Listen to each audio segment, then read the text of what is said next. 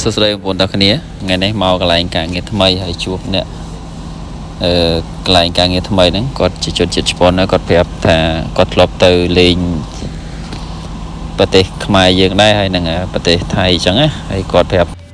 គាត់ហូបម្ហូបខ្មែរយើងអីចឹងឬក៏ម្ហូបនៅខាងលិចហ្នឹងគាត់ថា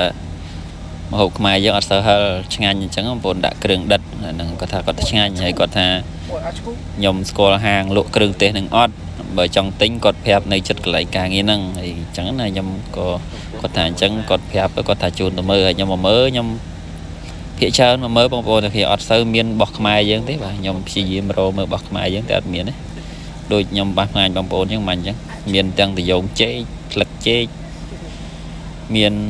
បាទគ្រឿងទេសផ្សេងអញ្ចឹងបងប្អូនទាំងគ្នានិយាយខ្លីម៉ាត់ភាគច្រើនបងប្អូនតាមហាងលក់គ្រឿងទេសមួយប្រភេទម្ហូបយើងណាអត់សូវមានរបស់យើងទេបងប្អូនភាគតិចមានតិចបំផុតមានណា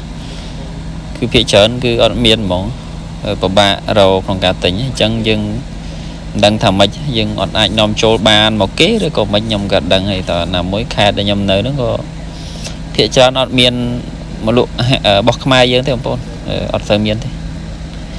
ហើយខ្ញុំមកមើលនេះវាមានច្រើនមាន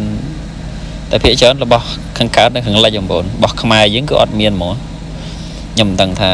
វាមិនដែរប៉ុន្តែខ្ញុំព្យាយាមរកមើលដែរមិនថាអ្វីទេគ្រឿងទេសផ្សេងដូចបងប្អូនដឹងចឹងវាមានស្លឹកគ្រៃផ្សេងប៉ុន្តែរបស់ខ្មែរយើងរបស់គេមិនថាយើងមិនទិញហូបអីទេគាត់ថាអ្វីក៏ដោយយើងមិនចាំបាច់ទិញហូបអីយើងចង់បើសិនមានរបស់ខ្មែរយើងទិញរបស់ខ្មែរយើងហូបអីចឹងយើងជួយគឺអត់មានទេបាទលើកស្ទួយលើកអីចឹងទៅរបស់ខ្មែរយើងតែភាគច្រើនអត់មានដូចប្រទេសនេះបានបងប្អូនប្រទេសនេះបាទតែខាងកើតបាទហើយតម្លៃ